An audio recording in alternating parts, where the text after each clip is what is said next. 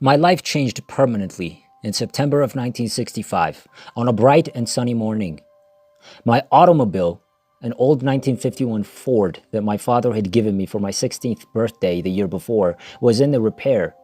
The owner owed my father a lot of money for all the tires he had used as a circle track racer, so Dad negotiated a deal with him to fix up my car.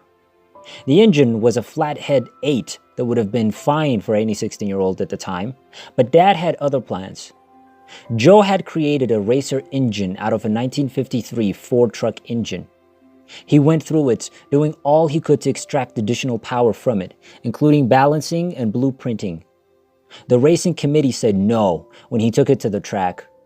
He was stranded with this monster because it was too much for the track. As a result, he required another engine to overhaul and make less lethal. My father thought it would be a good idea to put a racetrack band engine in my automobile. I was without a car on a very important weekend. I'd set up a date with an older woman, the 18-year-old cousin of another girl I lusted after. We were headed to the drive-in, and we weren't going to waste any time. She'd previously exposed me serious skin and kissed me as if she were about to eat me. I begged Dad to let me drive my brother's 1959 Impala. He'd given it to Dad for safety, but when he arrived in France, he told us we may keep it. When he arrived in Nancy, he purchased a 1956 Mercedes Gullwing and moved down at the airbase. He eventually relocated to Paris. The automobile was crushed when a truck tipped over while driving around a large traffic circle near the embassy. Another reason why I refused to drive in Paris. Dad asked Mom if she was okay with it, and she said she was all right, as long as I left her off early Saturday morning with my sister across town in Sodaville.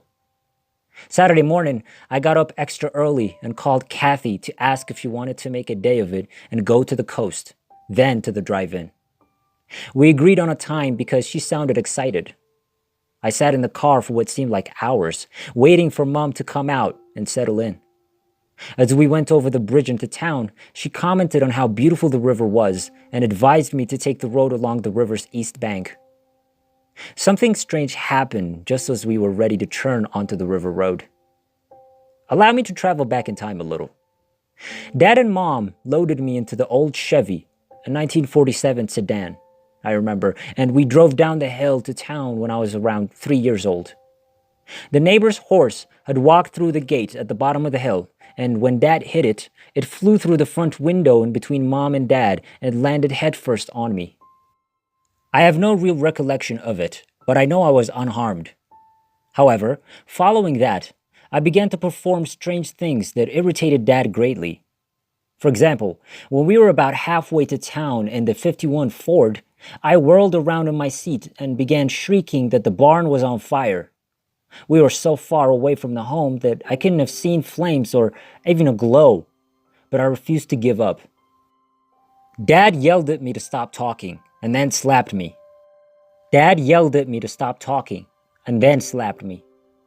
didn't work, so he turned around and drove back home, convinced that a yelling brat had spoiled dinner.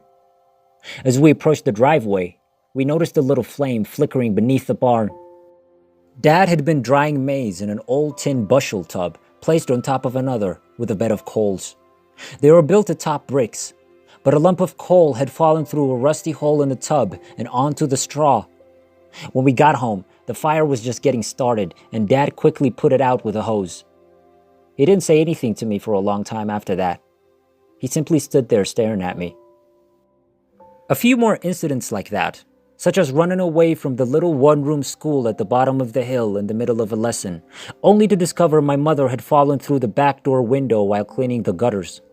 She had seriously injured her arm, so I stemmed the flow and summoned help from the neighbors.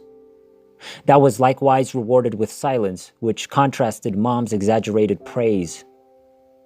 Return to 1965. Anyway, let's go back to 1965. As we approached River Road, I had the uneasy feeling that something was awry. I came to a complete halt and fastened my seatbelt. I'd never worn one before. My old Ford didn't have them, and I insisted that Mom put hers on as well. She refused, claiming that it would damage her hernia and that she would be okay. I gave in and we had a wonderful drive along the Santim River, with Mom remarking on the scenery and me fantasizing about getting laid. As we exited the river and approached Highway 20, she advised we take the Sodaville Road detour. This was a short gravel road that was overgrown with bushes at the time, so you were driving through dense plants on each side, some of which leaned into the road. A raised railroad crossing, one of those where you had to drive up and over the track, was at the end of the road. The crossing sign had fallen due to age and the X was practically straight up and down. The sun was shining over my shoulder and the shrubs were well lit. The undergrowth had not been trimmed back for the year, and the tracks were just high enough that you had to slow down to get over them. This has changed now that the track has been lowered and the majority of the brush around the tracks has been removed. I couldn't see down the track to the left as I slowed down to look. I was driving forward when I heard a thud. NDE. I was flying through a spinning blue tube at breakneck speed. As I rose up into the open, I was on the outskirts of a vast region filled with, for want of a better phrase, souls as far as the eye could see. Some close, some forever far away. Yet there was a deep sense of perfection, stillness, and amazement. It was like being with everyone who'd ever lived or will ever live at the same time. I could have various feelings about different persons. I was overcome with excitement and love. The fact that there's no there, no sight, sound, or anything we can relate to is the best I can do to put it all into words that might make sense. As I approached the edge, I was greeted and welcomed with such great sense of joy, good, and well-being that I began to forget everything that had come before. I used the term time because it's what we're used to, yet there's no time there. I was given a clear choice between staying and returning, and I was encouraged to do so. The only way to describe what happened next was to imagine yourself braided with other souls, like strands of flowing water, being made whole and returning to this world from a point above the car. I could see the entire planet, then the horizon, and finally the area below me.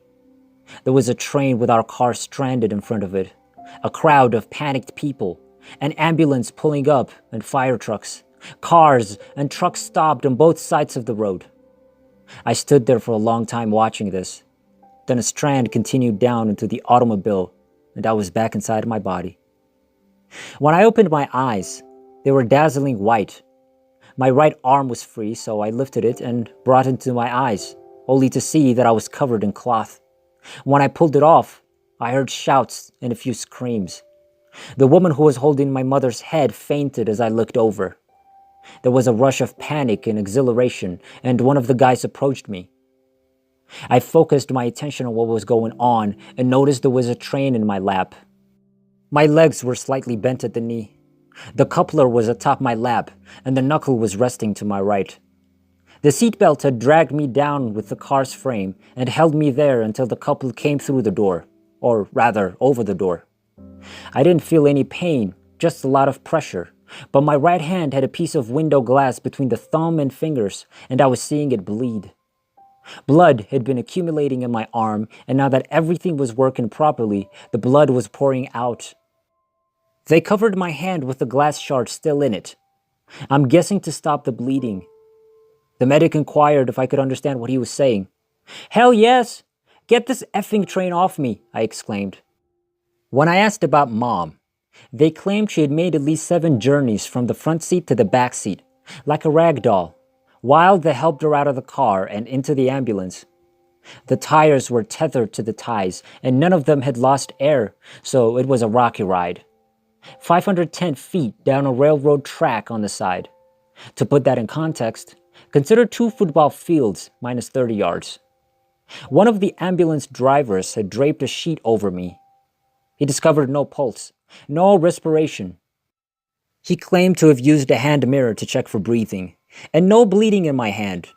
They were all convinced I was gone for good, so pulling the sheet off after such a long time came as quite a surprise. It's difficult to say how long I was gone, but the train hit us, traveled 510 feet, car stopped, An ambulance was summoned, and they'd been there long enough to get my mom practically out of the car when I returned.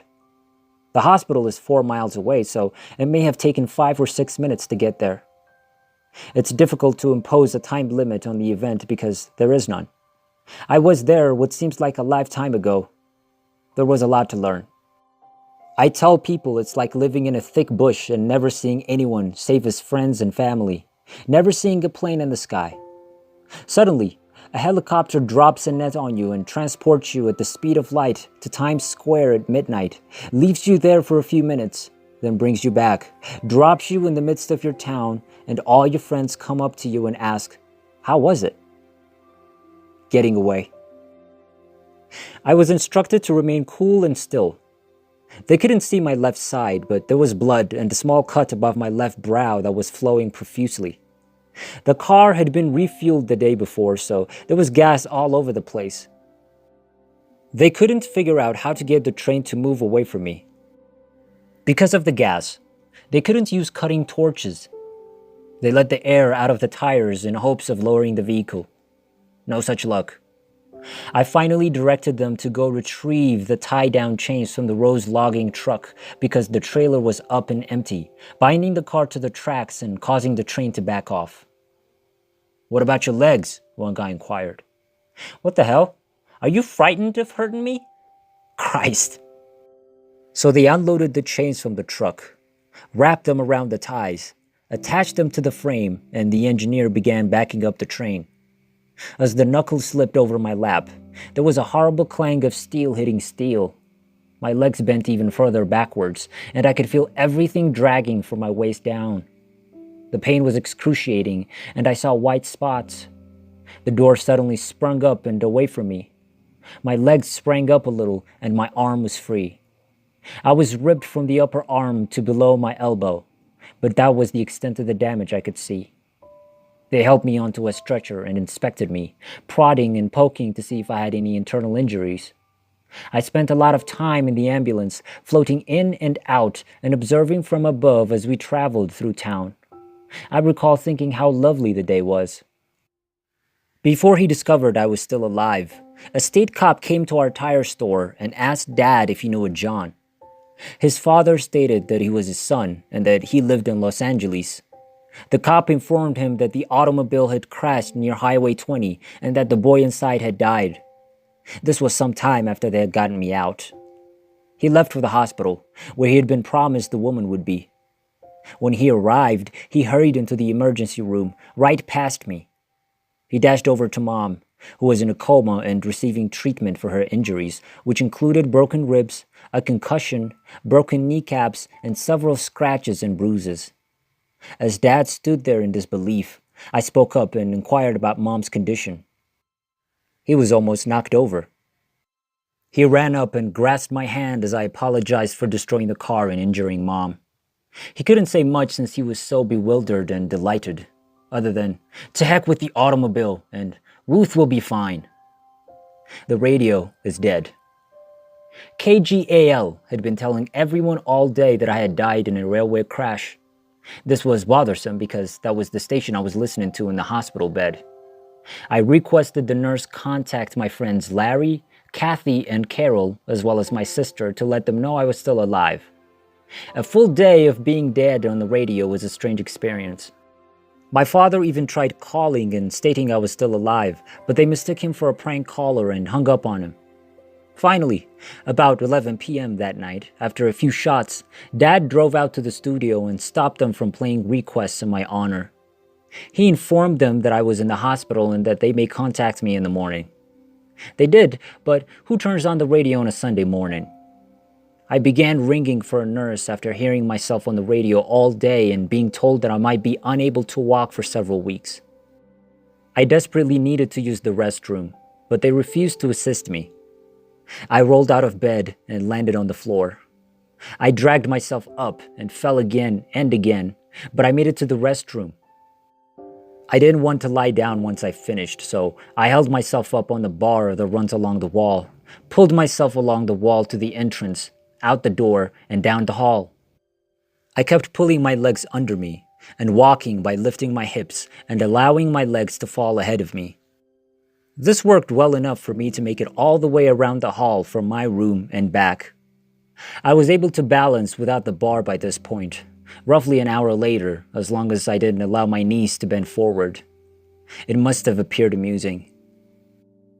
I got up about 6 more times during the night and walked, so when the doctor came in the next morning, I jumped out of bed and scolded him for telling me I couldn't walk. I was still on a lot of painkillers, but I was in a much better mood. Mom was across the hall, and I walked over to check on her frequently. Larry arrived with the books I had requested, and I reclined in my bed like a dying man, breathing ragged, short breaths and moaning. He was barely there for a minute before he began to leave. "Hey," I said as I sat up. "Whither are you going?" He nearly slugged me. On Monday morning, some Southern Pacific lawyers arrived and persuaded Dad to settle for $250,000 rather than sue. That was a lot of money back then, and Dad needed it for the tire store, so I signed the paperwork and that was the end of it. I later learned that the brakeman had a heart attack when he saw the car on the tracks. The train was doing 45 miles per hour. They claimed 30 miles per hour and did not blow a whistle before the crossing. They were hauling lumber from a mill and were completely full. That's why it took so long to come to a halt. On crutches, I returned to school on Tuesday. When people saw me, they would either scream, faint, or simply stare. My first class with Paul was biology. I sat in my normal place, and when the roll call was called, he skipped over my name. I waited for a few names before saying, "Hey, you forgot about me." I swear half the class, including Paul, fell out of their chairs. The wreck was all we spoke about for the rest of the day. Who saw it? Why they thought I was dead? Why I wasn't dead, and what it was like to be dead. After a few days, I threw away my crutches and realized I wasn't the same person who had left that Saturday morning. I began to see, hear, smell, and feel everything around me without thinking about it too much or understanding it was abnormal. At the same time, I could hear what people were saying across the room. It felt like I was looking through a 360-degree lens on my way back to the car. It was a little overwhelming at first, and it took some time to get used to. When I did, I figured everyone else was doing the same thing. I'm still astounded by how little people see and hear what's going on around them. This ability has served me well throughout the years in the Army, and it manifests itself virtually every day. My hands are also unusual. They become so hot that they almost sparkle. Even if I move my hands a foot away from someone, they will feel that heat. I've dealt with patients who suffer joint pain and other health conditions. They claim it's beneficial, but I've no idea what it is or why it is present. The following two. 8th of August, 1994. After 3 years of a medical study evaluating a medicine that lowered acid production in the stomach, numerous endoscopies and other endoscopies, and my doctor's assurance that the surgery, a Nissen fundoplication, would be simple and quick, I headed to the VA hospital in Portland, Oregon. Hello once more. I was back where I'd been many years before, surrounded by sunshine and warmth and the familiarity of folks who had once been near to me. I was once again enveloped in a sense of perfection.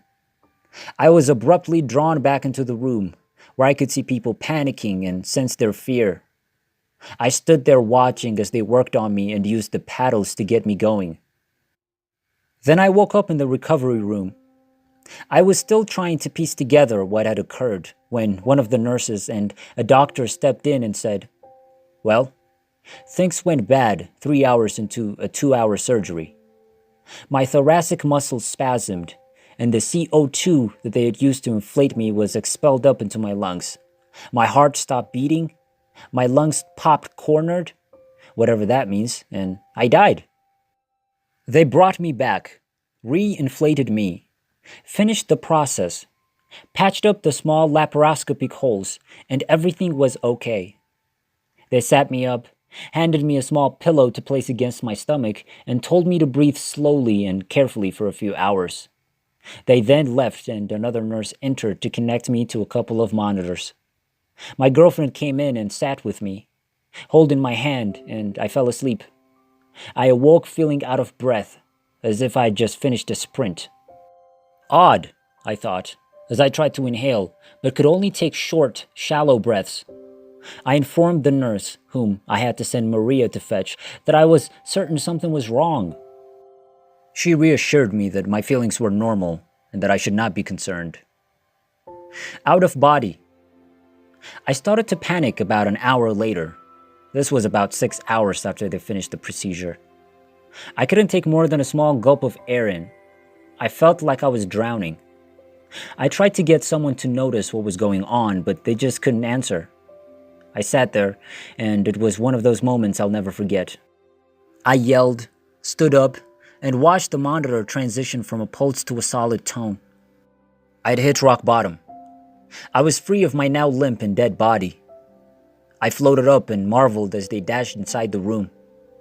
They dragged me on a trolley and hurried with me down the corridor to an elevator, and out to the hall and into a room where they dumped me on my front and inserted enormous needles into my back and up into my lung cavity, draining the fluid.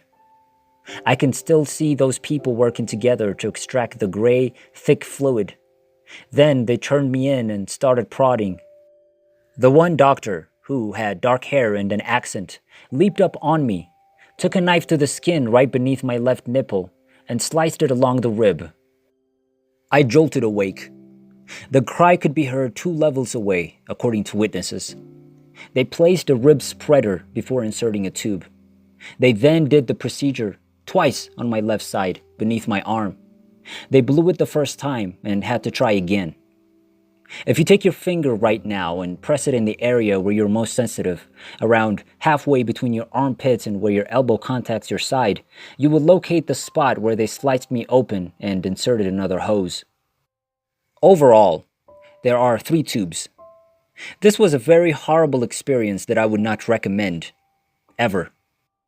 I lay on my back for weeks with a glopta machine hooked to me like a hungry octopus. I got weaker and lost more weight until I was around 165 pounds. I was being devoured from within. When I deflated, the laparoscopic tools inside me nicked a bowl and punctured the pleura, introducing an E. coli infection into my lung cavity, where he and his offspring established themselves and were very happy, warm, and well fed. 3:30 p.m. Finally, a new face appeared at the door one day and presented me to the head of thoracic surgery from San Francisco General. He felt my chest and advised me that I needed a CAT MRI to assess how bad things were in there. My pleasant young female doctor, who had arrived a few days before, instructed the nurse to obtain a blood sample and to insert another IV line. 4 p.m. She gave up after a brave effort and around 10 tries and was called away. My doctor returned and was not polite to the poor nurse. She took my left arm in her hands and inserted the needle directly into the vein. Art at its finest. She then inserted an IV line into the one small vessel left in my right hand. She moved my gurney down the hall, down the elevator, and down another hall to the MRI room, where the employees had already put on their jackets and were heading out the door. She told them to let me in, and they did so reluctantly. 5 p.m. The doctor entered the room next to the MRI lab and sat on the gurney while she held my hand in hers. "If we don't do this procedure right now, you're going to die." I smiled and informed them that it was too late. They told me I had a 30% chance of survival if they operated within the next couple of hours and brought me a phone. "Call your family and friends and say your goodbyes." Those were possibly the best and worst calls I've ever made. I'm crying as I write this, remembering the pure love I felt for those who'd been there with me and were now hearing me say goodbye. I felt the most incredible sense of peace as they put me under. I opened my eyes to see the doctor's bright smile. He put my hand on the back and congratulated me on my survival. "You must be here for another reason. You must have a job to do." They had stretched my ribs on both sides, shifted my lungs around in my chest, and rinsed out whatever they could. They kept coming in and telling me how incredible it was that I was still alive, so I presume it was a difficult procedure. I was 162 pounds when I left the hospital a few weeks later. When I first stepped into the gym, I weighed 219 pounds. Not a diet plan I would recommend.